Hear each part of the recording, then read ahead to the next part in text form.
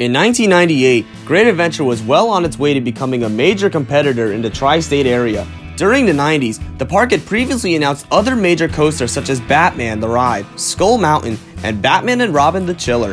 However, GreatAdventure would take things further at the turn of the new century.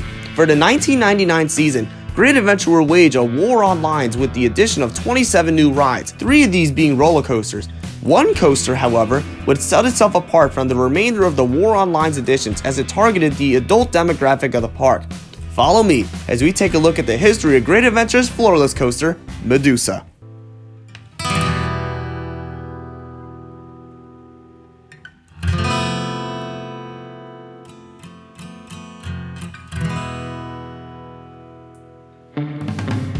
Upon its announcement, Medusa differentiated itself from other coasters with a revolutionary new train design, the Floorless coaster train. Pioneered by Bolliger and Mabillard, widely known as B&M, this new coaster train removes the floor beneath the rider's feet while riding, creating a more exposed feeling and sense of thrill. To get riders onto the train, the Floorless coaster featured floors, also known as combs, that would extend up when the train is in home position. Upon dispatch, the combs would drop down, rotate about 60 degrees before extending outwards, allowing the train to freely move without obstruction. It was through this method that made the concept of a floorless coaster possible, and it went on to become quite the popular model for B&M. Medusa opened on April 2nd, 1999 to an excited crowd. Most guests praised the ride for its smooth and graceful curves, something that differentiated B&M from manufacturers like Arrow and Vekoma in the 1990s.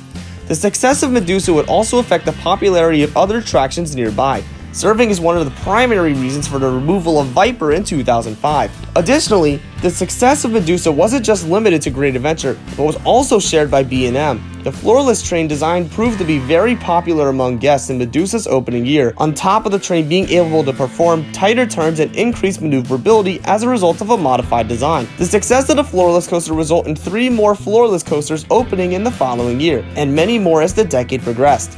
Can you name them all? To help the ride fit in with the park's Frontier Adventure section, Medusa's storyline was loosely themed around a mine where Medusa was rumored to reside, earning the nickname the Medusa Mine.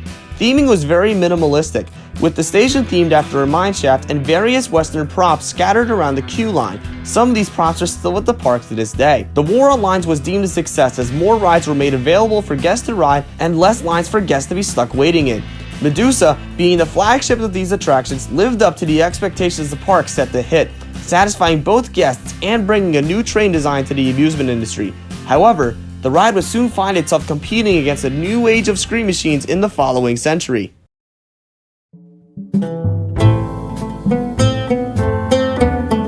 It's the turn of the millennium, and Six Flags found itself locked in a coaster war with Cedar Fair following the opening of Millennium Force in 2000, the first coaster to break 300 feet. To help meet demand for the next big attraction, Six Flags would continue to invest in record-breaking attractions. However, with the addition of these new attractions, Medusa's popularity began to dwindle. It's not easy for a traditional looping coaster like Medusa to compete with rides like Superman Ultimate Flight, a flying coaster, and King Ka, the world's tallest roller coaster. Its location in the park also served as a disadvantage, with most guests not noticing the ride until they get to the back of the park. This would become the least of the park's problems as the United States entered the Great Recession starting in 2008, the worst economic period since the Great Depression. Six Flags had already accumulated millions of debt as a result of overspending on these new attractions, resulting in a company filing for Chapter 11 bankruptcy in 2009. Despite being in this situation, Six Flags kept pushing forward, but now they faced the problem of not being able to provide a big rides like they used to. Six Flags desperately needed a new attraction to keep guests coming to their park, and the chain would begin finding more creative ways to keep their parks on the map. Park goers noticed blue test paint showing up on Medusa nearing the end of the 2008 season. Medusa would see a change coming the following season. A rather bizarre change, some might say. Bizarro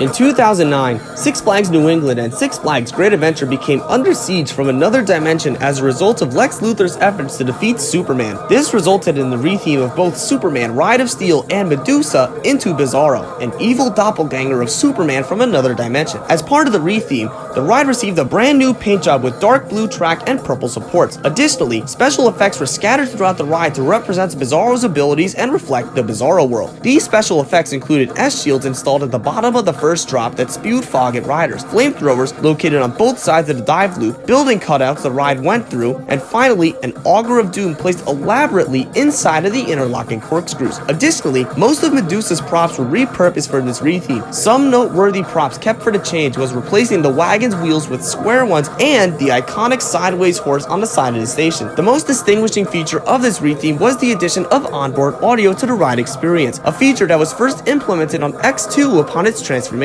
The onboard audio immersed guests caught in a fight between Bizarro and Metropolis as he emerged from his dimension. However, this onboard audio was really weird. The audio consisted of multiple voice lines from various movies such as the first Superman movie, Lord of the Rings, National Lampoon's Vacation, Batman Begins, and even a nursery rhyme as you traverse through the corkscrews, ending off with a crowd chanting Bizarro as you enter the station. Nothing screams immersion more than Gandalf screaming "You shall not pass" as you dive down the first drop.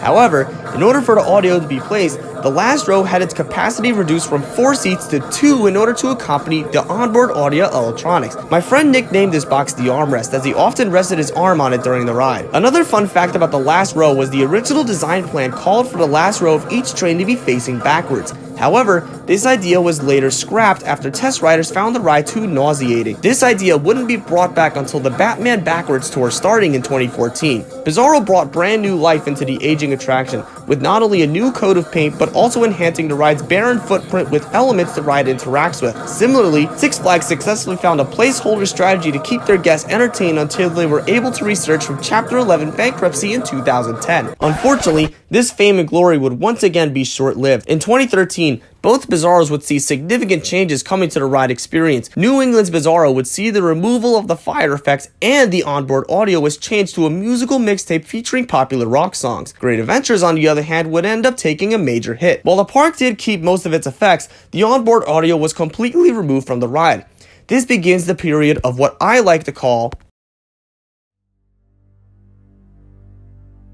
the death of Bizarro. With the removal of the onboard audio, the ride became nothing more than its predecessor but with effects, and a theme even more distant than the original Medusa theme. As a result of lack of maintenance, the elaborate effects the ride once interacted with would slowly stop working, with the fire effect being the only consistent effect the park would maintain. It wouldn't be until 2016 when the fog would come back to the S-shields and the auger would see its fog return a few years later. Additionally, the newly received paint job and storyboards would gradually fade away over the years due to weather exposure. All these effects, on top of guests spending long periods of time on the brake run, contribute to the rapidly decreasing popularity of the new for 2009 attraction. In 2015, Six Flags New England announced a major change coming to their Bizarro for the 2016 season. To coincide with Six Flags' virtual reality coaster campaign, Bizarro was reverted back to Superman, the ride's original theme. The ride reused multiple props and effects that were once part of Bizarro, but now tie in towards Superman's universe. Despite the virtual reality being a flop, many guests were happy to see Superman's return to the New England area and brought a new glimmer of hope for Great Adventure fans back in New Jersey. Park fanatics began speculating the possibility that Medusa might be coming back within the following years. However, with the slow restoration of the ride's effects and the wild rumor about Green Lantern becoming a Floorless, this rumor slowly started to become a dream for some park goers. This dream would slowly gain traction once again in 2019. John Winkler, the park's president, commented at Ace's Riding of the Bull, stating his intention to repaint every major coaster in the park over the next few years. It would take a few extra years for this plan to resume, but the 2022 season saw this plan gain full steam again. Not only did park goers notice new paint on Batman during the park's Holiday in the Park event, but they also noticed a test blot of green track and copper supports located toward the bottom of Bizarro's vertical loop. People began to celebrate as Bizarro's time at Great Adventure was finally coming to an end, but no one knew what the ride's new name and theme was going to be. This retheme would be unknown throughout the rest of the winter until the park announced the return of a Great Adventure classic late February.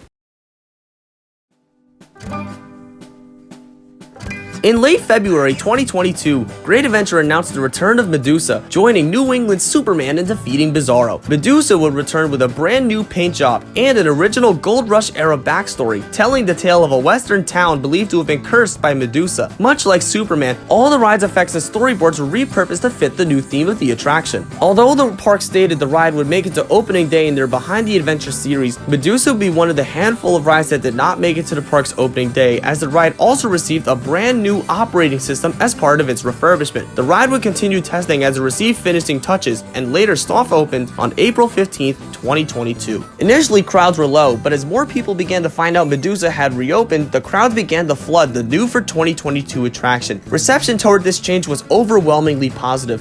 Longtime fans were ecstatic to find out the park ditched the tabby DC theme in favor of the ride's original theme. Normal guest reaction was generally mixed, as most guests have grown to the Bizarro name over the past 13 years. The only complaint the ride received on opening day was the amount of speed that was being taken off the ride's block brake, also known as the mid-course brake run. This could be the work of the new operating system, or it could be a temporary thing similar to how Batman's brakes fluctuate between hard stops and coasting stops at random. Maybe the park could lessen the amount of speed the block brake takes off so the ride will have a more intense second half, giving the ride a chance at rivaling more intense rides in the park such as Green Lantern and Batman.